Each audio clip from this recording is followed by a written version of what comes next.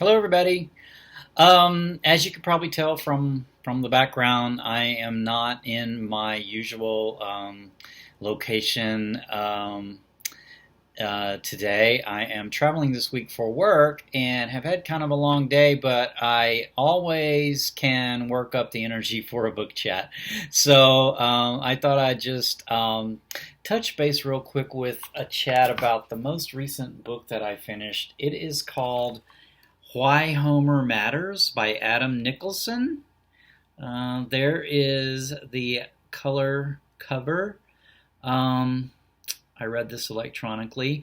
Yeah, so to just start out with the little bone to pick that I have with Macmillan Press, who this book was published in the U.S. It was published in 2014 by Henry Holt Books, which is a division of Macmillan Press. But you know what I found extremely annoying? This is a nonfiction work, with notes in the back, and they didn't bother to link the footnotes with the notes in the back. As a matter of fact, there are no footnotes. There are numbered notes in the back of this Kindle edition, but there are no numbered footnotes in each chapter. So the notes you can read through, but you have nothing. You don't know what line, necessarily where it's relating to in the back. Extremely poorly done for an electronic edition from a major publisher. Publishing companies, if you're gonna put out an electronic edition, don't do stuff like this. You wouldn't do this with a print book. I buy electronic books with the same expectation that I'm getting as a print book. So don't think you can just cut corners and throw something out and call it a proper electronic edition. So there, I've had my rant. Now on to the book. What this is, Why Homer Matters. I picked this book up because I've been on this Illiad Odyssey kick. The last two books I read, the Song of Achilles was sort of, inspired by the Iliad, and then the Penelopiad was sort of inspired by the Odyssey, told from the perspective of Penelope in the case of the Penelopiad, and told from the perspective of Patroclus and Achilles from the perspective of Song of Achilles. So I had come across this book and had a sample downloaded. And so I thought, this is a really good time to read this because, it's just sort of finishes out this nonfiction work about the Iliad and Odyssey, sort of as a complement to those other two books. And they really have worked real well. I think, reading these three in a row was really, really pretty cool. So, Adam Nicolson, the guy who wrote this, apparently can't. He's written at least one other sort of nonfiction work that is explained. That's sort of literary, I guess. I think the other book he wrote that I'm aware of is called God's Secretaries, which is about the writing of the Bible, in English, the King James version of the Bible. So that sounds real interesting too. I don't think I have time to read that. I don't have time to squeeze. I don't think I have the space in my 2017 TBR to squeeze that in, but it does sound really interesting. And he writes really, really well. And you can tell he just loves this material. He loves the Iliad and Odyssey, and it really comes through in the I think in the work. And he just writes really accessibly for the general reader, really. So you don't have to know the Iliad, be that familiar with the Iliad and Odyssey to actually take a lot away from this book, I believe. So, one he kind of sort of places us at the beginning of trying to date the Iliad and Odyssey. I think the standard date is for when it was written down by someone known to us today as Homer, and I think scholars debate on whether there was one Homer, whether there was a real Homer, or whether there was multiple Homers. But in any case, it was written down in 800 BC, around 800 BC, I think, or he thinks in the book. But he proposes that the oral work of which it's based is actually 1,000 years older. So this book, or these two epic poems, are actually 4,000 years old. So, that's the first thing I take away from a book like this that's really brings these to life and makes them very now to me, and they really brought a relevance to them, I think, to my life now as a 21st century person. And these books, these epic poems, are 4,000 years old.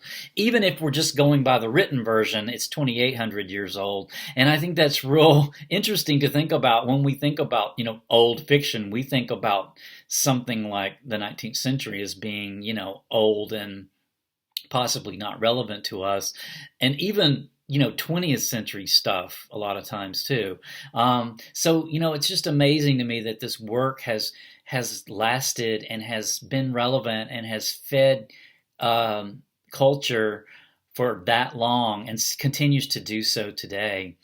So I thought that was awesome. So this author, Adam Nicolson, he goes into how the transmission of oral stories is really old as a humanity, and it's been studied quite a bit, by anthropologists and whatnot, and how he discusses that, sort of how that sometimes there is a remarkable ability sometimes to actually accurately transcribe multiple over generations, or over the course of years. Experiments have been done by oral storytellers who can really repeat a really long story that's equivalent around to the Iliad maybe, and repeat it almost exactly with only like minor variations.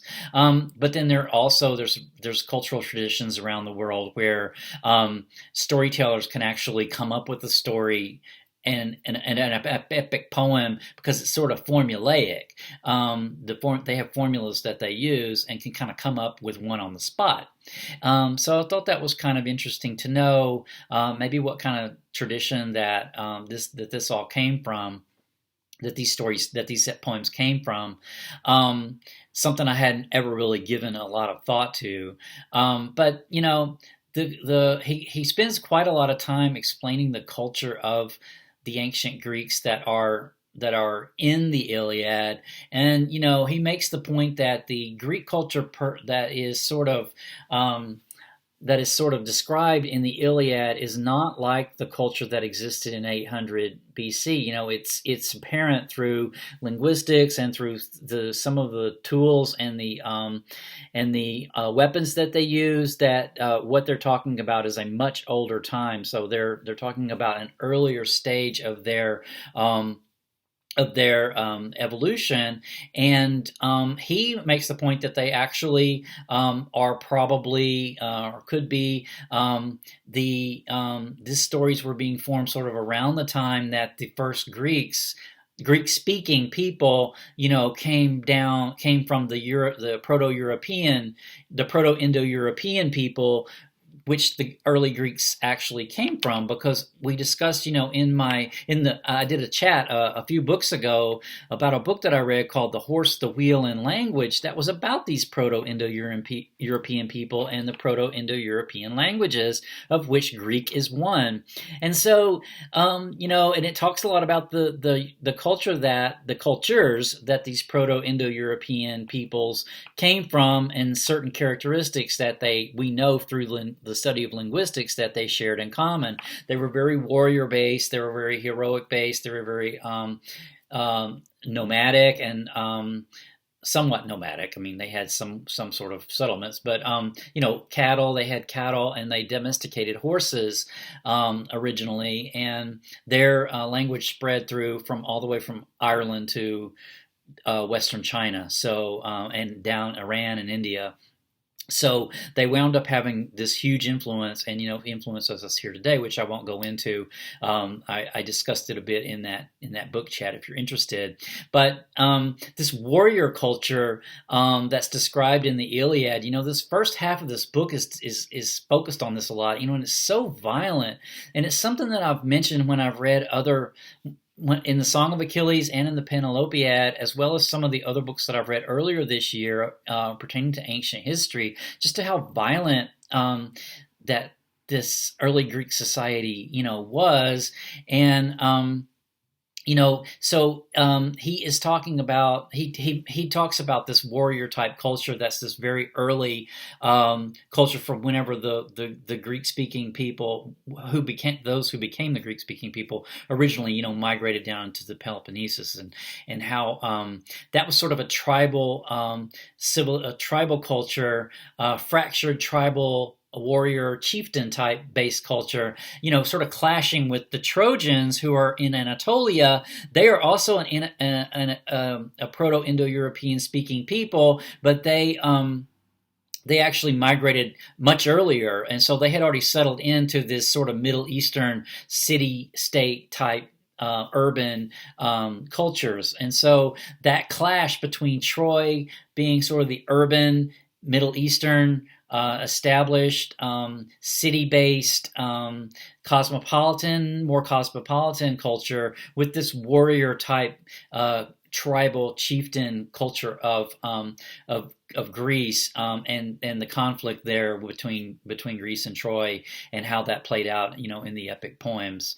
So, I thought that was super interesting. About halfway through, I kind of thought though that he was glorifying this hyper masculine, violent, warrior based culture, and then about halfway through the book, he describes actually how he was one time raped at knife point, and I wasn't expecting that. He had been a tourist and was sort of just. It was this thing that happened, and then I really shifted my psychology of reading him after that, the rest of the chapters, and I really understood that he's actually showing us this sort of masculine violence, and it's sort of as the rest of the book played out, I found myself, as I've done before, really rooting for the Trojans, because they're the more what I would term as civilized. They're the more collaborative, urban-based, people, as opposed to the Greeks, who are pretty violent and have this sort of warrior-based culture. He did also mention briefly that. Their sociologists have studied, gangs in the U.S. and sort of the parallels between this early Greek culture and gang culture, because that's also a warrior-based, chieftain kind of culture, subculture that sort of clashes with the rest of the culture around it, which it doesn't really. The gang culture has a different set of values than the culture at large that surrounds it here in the U.S. And that's sort of like the Greeks had a different set of values. They actually didn't value the same values that Troy had.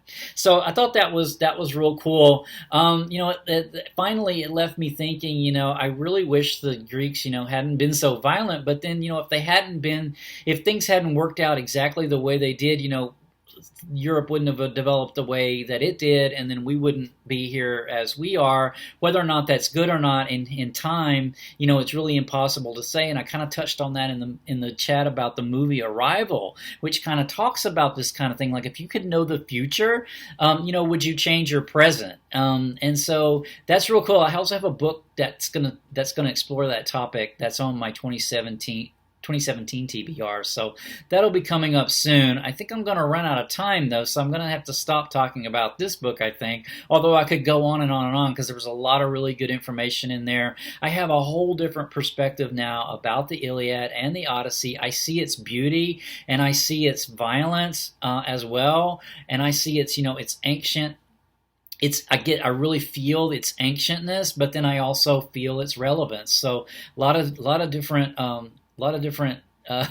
binaries going on there. A lot of different what might seem like opposites, but actually all in there as my experience of the book. So I'll leave it with that, and my next chat should be coming up pretty soon. So stay tuned for that. Take care. Bye.